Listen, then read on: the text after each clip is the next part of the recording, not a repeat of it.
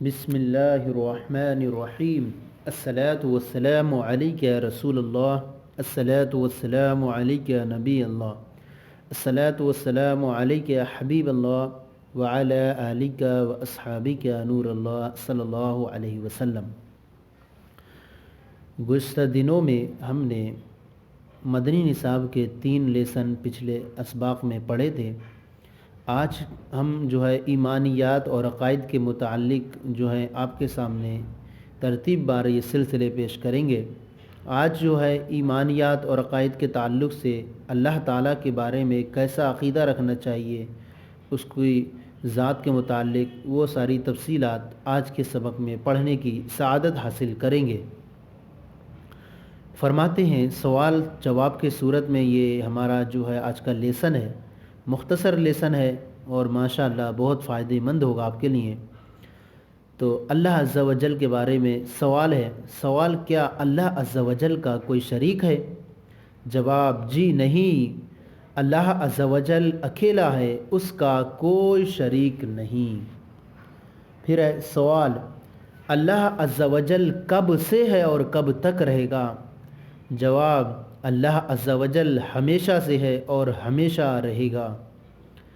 سوال تمام جہان والوں کو کس نے بنایا؟ جواب اللہ عز و جل نے تمام جہان والوں کو بنایا، ساری دنیا والوں کو اللہ تعالیٰ نے بنایا، تمام جہان۔ سوال سب کو پالنے والا کون ہے؟ جواب اللہ عز و جل سب کو پالنے والا ہے، اللہ عز و جل سب کو پالنے والا ہے۔ سوال سب کو رزق کون دیتا ہے؟ جواب اللہ عز و جل سب کو رزق دیتا ہے، روزی عطا فرماتا ہے۔ سوال کیا اللہ عز و جل کی کوئی صفت بری ہو سکتی ہے؟ جواب نہیں، ہرگز نہیں، بری صفت عیب ہے اور اللہ عز و جل ہر عیب سے پاک ہے۔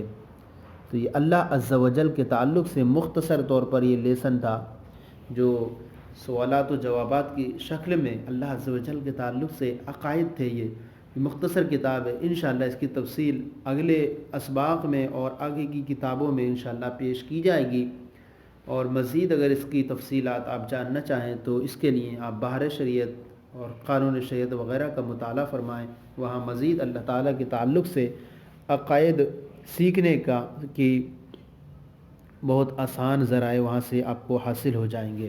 تو آج کا یہ سلسلہ ہم نے پیش کیا، کیسا لگا ضرور بتائیں، کوئی کمی ہو تو اصلاح فرمائیں، اور ہمارے چینل مفتی گلریز مصباحی درس نظامی کو سبسکرائب کریں، دوسروں کو شیئر کریں تاکہ دوسرے بھی آپ کے ساتھ ثواب میں شریک ہو جائیں۔ جزاکم اللہ خیرہ، اللہ آپ کی علم میں برکت عطا فرمائے۔